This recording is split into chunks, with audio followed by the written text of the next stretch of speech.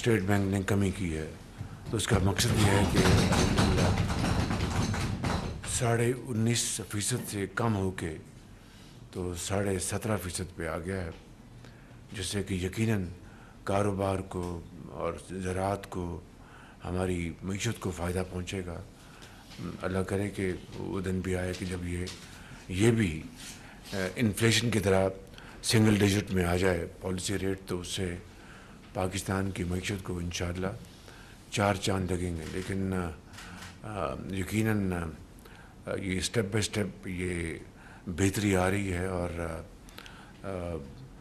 Slow and steady wins the race. تو میرے خیال میں اسی کے مصداق یہ ریٹ آج جو کم ہوا ہے 2%، ایک اچھی خاصی کمی ہے۔ تو اس سے اب ہماری سرمایہ کاری، ہماری صنعت، ایکسپورٹس، کامرس، ایگریکلچر، سب کچھ کا بے پناہ انشاءاللہ فائدہ ہوگا۔ اس کے ساتھ ساتھ میں سمجھتا ہوں کہ IMF کے حوالے سے ہم نے اپنی پوری کوشش کر کے ان کے ساتھ جو بھی ان کی ہمارے ساتھ گفتگو تھی وہ ایک اچھے طریقے سے آگے بڑھ رہی ہے، اور امید کی جانی چاہیے کہ اللہ کرے کہ جب یہ پروگرام ہو جائے تو اس کے بعد پھر ہم اپنی جو شرح نمو جو ہے، ہماری جو گروتھ ہے، اس میں اضافے کے لیے پھر انشاءاللہ ہم اقدامات اٹھائیں گے۔ اس کے لیے جو بھی، چاہے وہ پاور سیکٹر ہے، چاہے وہ FBR ہے، FBR میں بے پناہ وہاں پر اقدامات کی ضرورت ہے، اور راشد لنگڑیال وہاں پر آئے ہیں۔ میں نے ابھی تک ان کو تنگ نہیں کیا، میں ان کو ٹائم دے رہا ہوں ان کو، تاکہ وہ اچھی طرح اپنی ان کی جو انڈرسٹینڈنگ، ان کو انڈرسٹینڈنگ تو بہرحال ہے بہت، لیکن مزید وہ بہتر ہو جائے۔ پر ان کے ساتھ میں نے ایک میٹنگ رکھنی ہے، تاکہ کس طرح ہم نے اپنے اہداف ہیں جو ہم نے، جو ہماری جو ریفارمز ہیں، ان کو آگے لے کے جائیں گے۔ اس کے ساتھ ساتھ میں یہ کہنا چاہتا ہوں کہ IMF کے حوالے سے ہمارے دوست ممالک نے ایک مرتبہ پھر، برادر ممالک، دوست ممالک جن کے ساتھ ہمارا چولی دامن کا ساتھ ہے، انہوں نے ایک مرتبہ پھر ہماری پوری طرح انہوں نے ہمارا ساتھ دیا ہے۔ دے ہیو کم آل دا وے۔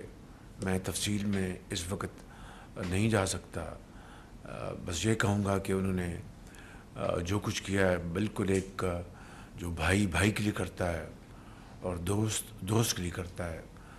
ان برادر اور دوست ممالک نے پچھلی مرتبہ بھی، اس مرتبہ پھر انہوں نے اسی تاریخ کو انہوں نے دہرایا ہے اور پورا ساتھ پاکستان کا دیا ہے۔ یقیناً یہ معاملات اسی طرح نہیں چل سکتے، ہمیں قرضوں سے ہمیں جان چھڑانی ہوگی، اپنے پاؤں پہ کھڑا ہونا ہوگا۔ آپ ایک نیوکلیر طاقت ہیں، اور اگر ہم ہر روز قرضوں کے لیے درخواستیں کریں گے تو اس کی جو اہمیت ہے اس میں کمی واقع ہوتی ہے۔ اس میں یہ کوئی راکٹ سائنس نہیں ہے، بالکل ایک عام سادہ زبان میں سمجھنے والی بات ہے۔ تو میں سمجھتا ہوں کہ یہ وہ معاملات ہیں جس کے اوپر اس وقت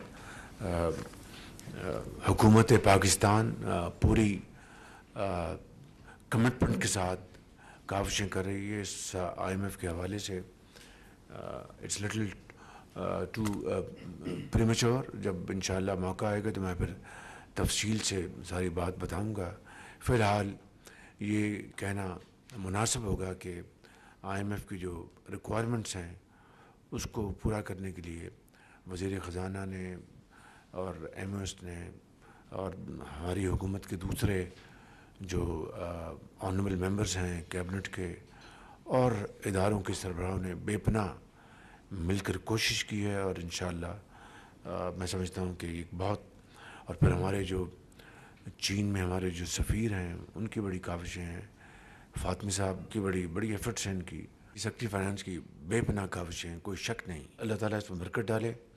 غزہ میں جو بربریت اور قتل و غارت جو ہو رہی اور معصوم جانیں ان کو جس طرح شہید کیا جا رہا ہے، وہ میں سمجھتا ہوں کہ تاریخ کا، انسانی تاریخ کا سیاہ ترین باب ہے۔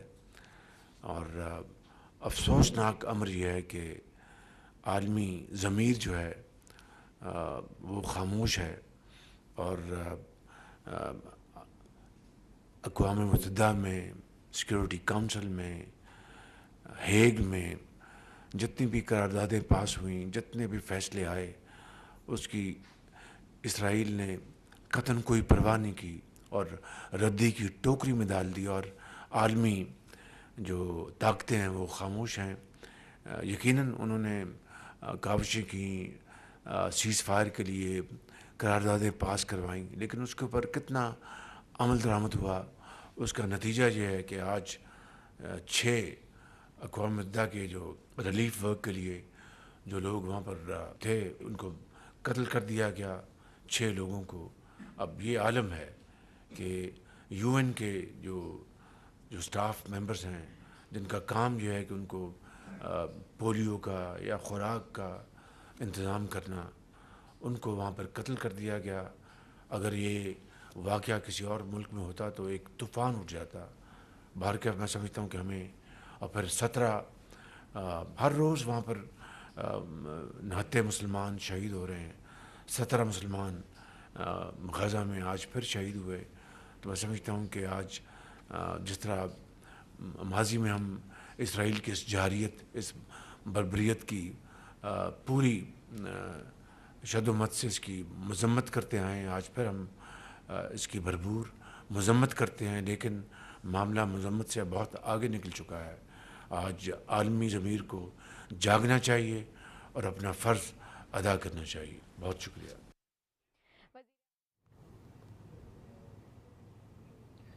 وزیراعظم شہباز شریف وفاقی کابینہ کے اجلاس کے بعد اظہار خیال کر رہے تھے۔ انہوں نے کہا کہ ہمارا ملک قرضے کے بوجھ میں دبا ہوا ہے، لیکن وقت کے ساتھ ساتھ ہمیں یہ سمجھنا ہوگا کہ ہم اپنے پیروں پر کھڑے ہو سکیں، کیونکہ اگر وقتاً فوقتاً قرضے لیتے رہیں گے تو اس سے ملک کی اہمیت میں بھی کمی آئے گی۔